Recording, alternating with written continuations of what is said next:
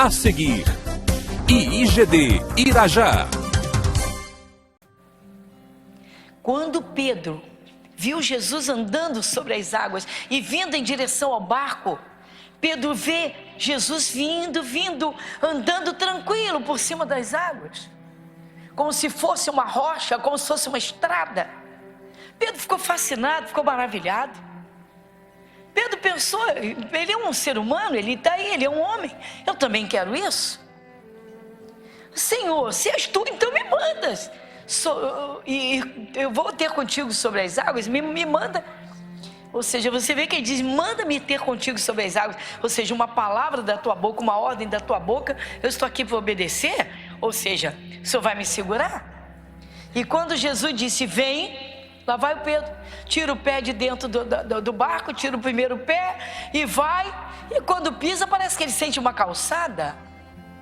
Parece que ele está em cima de uma calçada, ele tira o outro e vai. Está feliz da vida, mas o diabo olhou e disse, Pedro, você está pensando que você vai conseguir? Você está pensando que você vai andar 2 metros em cima das águas? Não vai não, porque eu sei acabar contigo. Por quê? Soprou o vento. Soprou o vento. Pá! Soprou o vento, as águas se agitaram. As águas se agitaram, bateram forte no Pedro. As águas bateram no Pedro? Pronto. Ele sentiu na pele. Ele sentiu o vento na pele. As águas bateram na pele. Os 5 sentidos. Aí veio o medo. O medo veio depois dos ventos. O medo veio junto com os ventos. Junto com os ventos, o medo trabalha. O cristão tem que aprender a vencer o medo, mesmo em tempos de tempestade, mesmo no meio dos piores ventos. Como? A confiança em Deus, a confiança na palavra. Irmãos, os ventos podem soprar fortes ou violentos do jeito que soprarem. Vamos lembrar de algo que nós ouvimos aqui 3 semanas consecutivas aos domingos.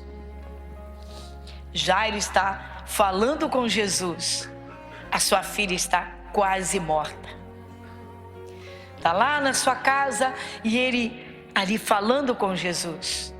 Chega a mulher hemorrágica e atrapalha tudo na vida do Jairo. E o tempo passa e Jesus está atencioso com aquela mulher. E ele cura aquela mulher e conversa com aquela mulher. E aí chega a notícia e diz, Jairo, não tem mais jeito, acabou. Pai, não incomoda mais não, tua filha está morta. Jesus olha para o Jairo e diz, como é que Jesus falou? Não temas, crê somente. Isso é viver da fé. Você vê que quem derrubou Pedro foi o medo, mas houve uma causa para aquele medo, o vento forte. Você sabe quem é mestre em agitar ventos violentos para derrubar o cristão? O diabo. O diabo, ele assopra ventos violentos na vida de qualquer cristão.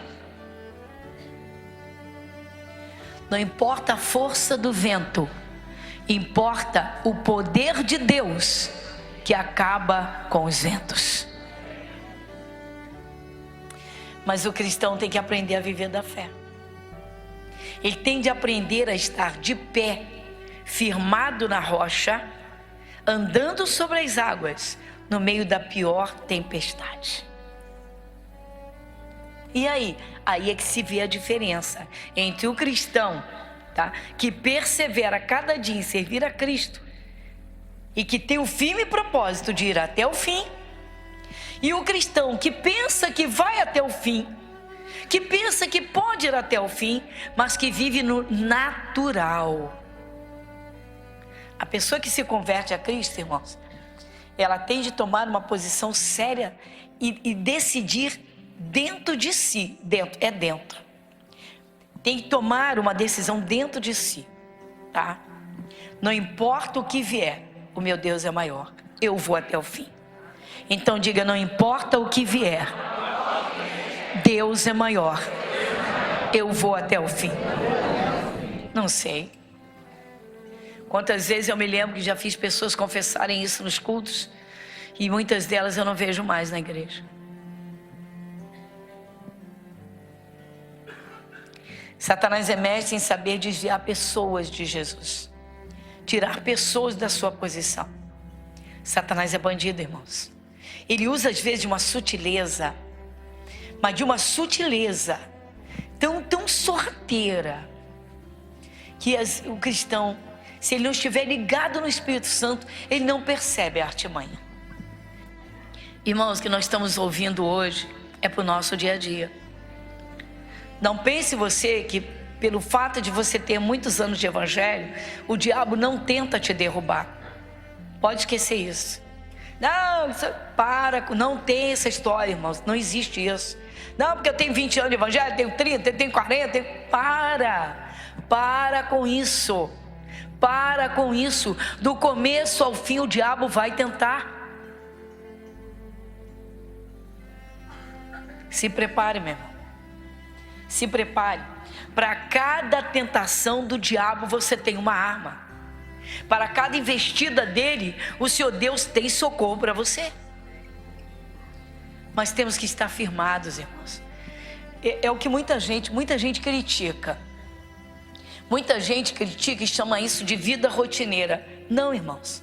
Criar hábitos, todo ser humano tem de criar.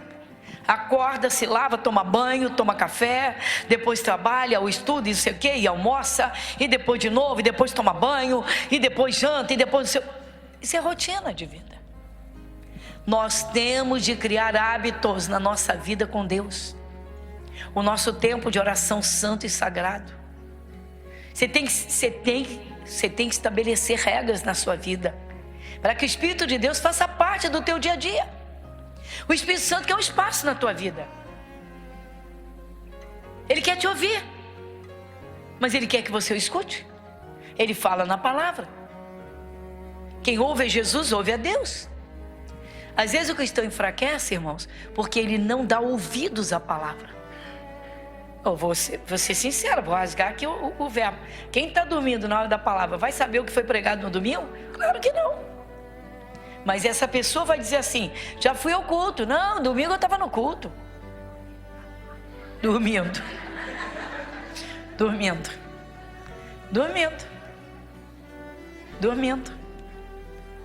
Não, nós temos que nos preparar, irmãos.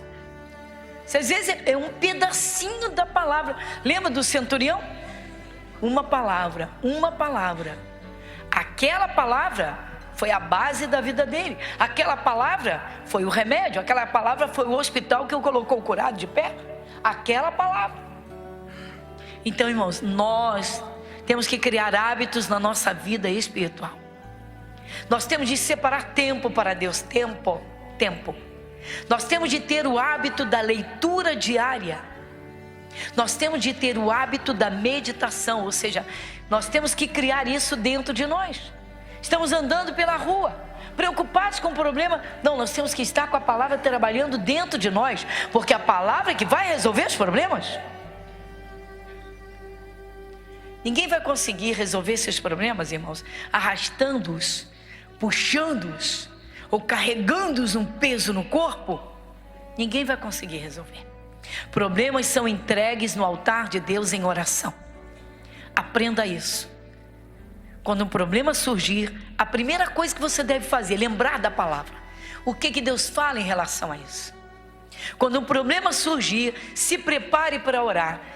Assim que eu tiver uma oportunidade, vou dobrar meus joelhos, ou vou sentar num cantinho, vou entregar isso para o meu Deus.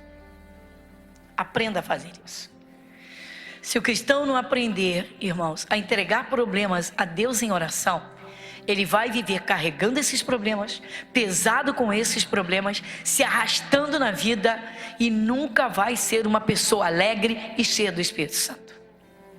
Coloque isso dentro do seu coração. Eu falei sobre Abraão. Tem gente que acha que a vida de Abraão foi uma beleza, foi maravilhosa, foi uma vida sem lutas, foi uma vida... Não, irmãos. A vida de Abraão foi uma vida trabalhosa, foi uma vida de muita luta. Mas Abraão separava um tempo até para construir altares para Deus. Quando Deus prometeu a Abraão que ele seria pai de uma multidão de nações, quando Deus disse a Abraão: serás pai de uma poderosa nação, uma numerosa nação. Logo Deus exigiu que ele fizesse um sacrifício. Atenção. Ele vai fazer aquele sacrifício de madrugada, montando um altar de pedras. A gente não tem noção do que era isso naquele tempo, irmãos. Servir a Cristo hoje, meu Deus, misericórdia, que maravilha. Deus disse que tipo de animais queria, a forma. Ele vai de madrugada, ele prepara o altar de pedras, ele coloca os animais, a lenha, tararé, e vai se oferecer a Deus, oferecer aquele sacrifício. Você pensa que Deus apareceu em meia hora? Não. Você pensa que Deus apareceu em uma hora? Não. Gente, a gente fala da fé de Abraão e não tem noção do que Abraão viveu. Abraão vislumbrou Cristo, diz a carta aos Hebreus. Mas nós temos que ir lá em Gênesis capítulo 15. Vamos lá? Gênesis capítulo 15, versículo 7.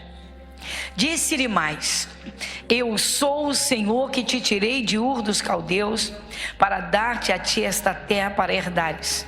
E disse ele: Senhor Jeová, como saberei que hei de herdá-la? E disse-lhe: toma uma bezerra de 3 anos, uma cabra de 3 anos, um carneiro de 3 anos e uma rola e um pombinho.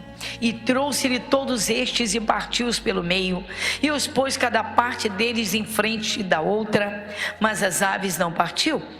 E as aves desciam sobre os cadáveres, Abraão, porém, as enxotava. Dá uma paradinha. Isso aqui, irmãos, é forte. Todos vocês aqui, quem participa da escola bíblica, quem participa de estudos, sabe muito bem o que diz a parábola do semeador, não sabe? A primeira parte das sementes caiu à beira do caminho, solo duro. Quem foi que foi lá comer a semente? As aves do céu. O que elas representam? O diabo. Quando Abraão colocou os animais, ficou esperando Deus receber o sacrifício, e ele ficou ao lado do seu altar. As aves iam tentar comer os bichos. Abraão enxotava, pá. Vinha o urubu, pá. Vinha outra ave, pá. Vinha outro, pá. Sabe o que é esse pá, pá? Está escrito. Isso mesmo. Quando o cristão resolve, irmãos, quando o cristão assume a presença de Deus na sua vida, que ele começa a se consagrar, que ele começa a ler a Bíblia para praticar, que ele começa a orar, o diabo desesperado olha e diz: o quê? Mais um queridinho do papai? Para brilhar mais essa luz e me afastar? Mais um que vai ganhar almas e vai tirar das minhas garras? Não vai, não. Quando o cristão é exemplo para o mundo, ele se torna um ganhador de almas até pela sua presença.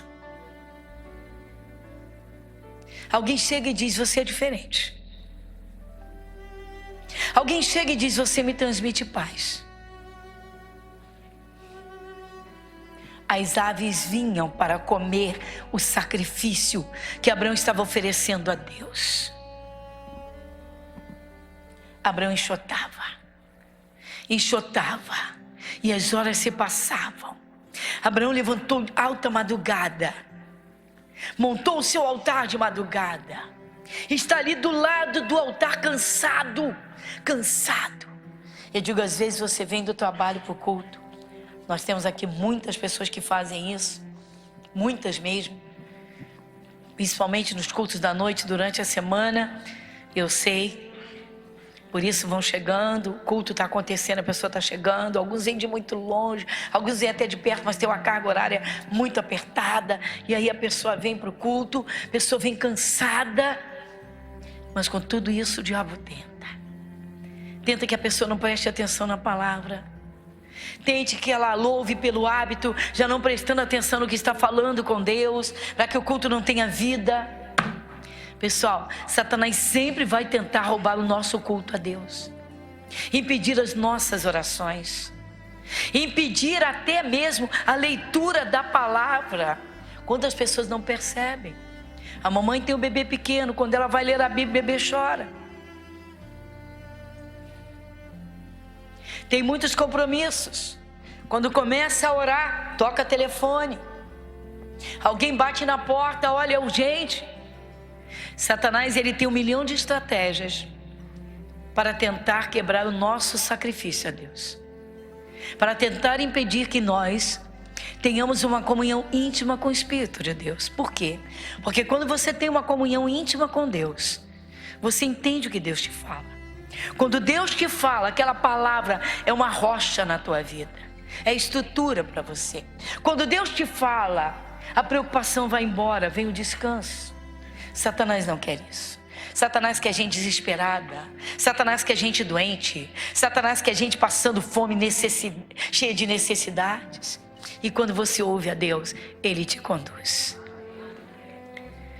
Você vê que Abraão enxota essas aves e está ali do lado do seu sacrifício.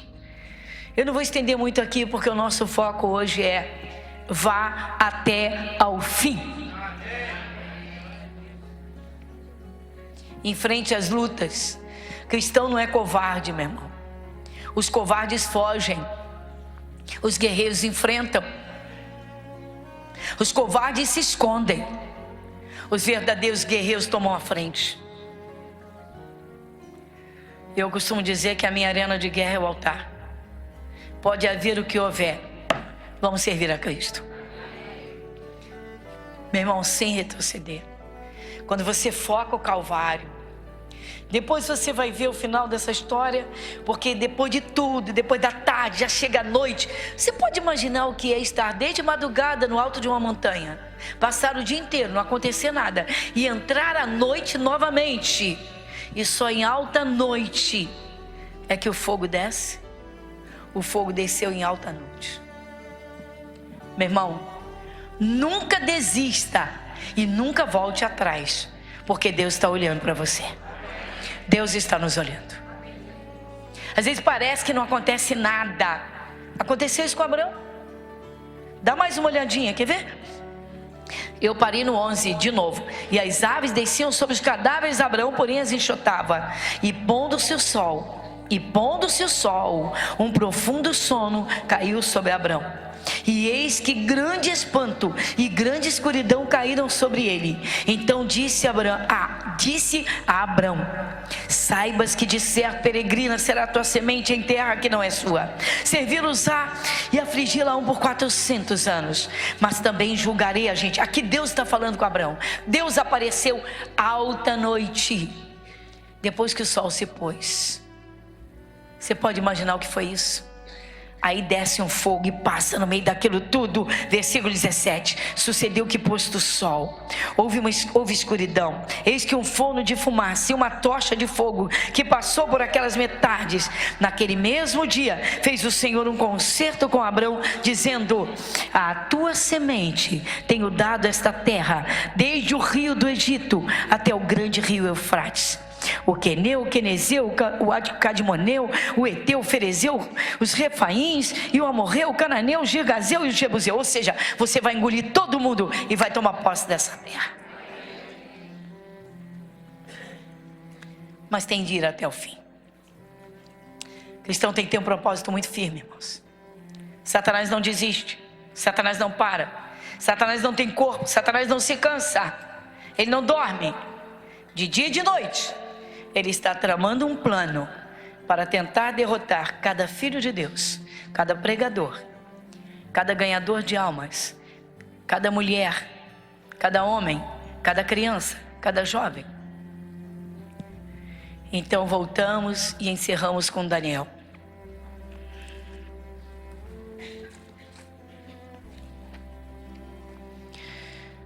Vamos juntos?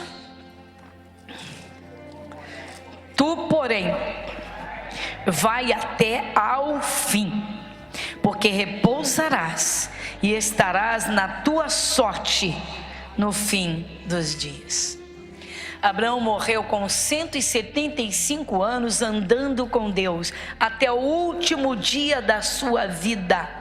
Está lá em Gênesis, você vê em casa no capítulo 25.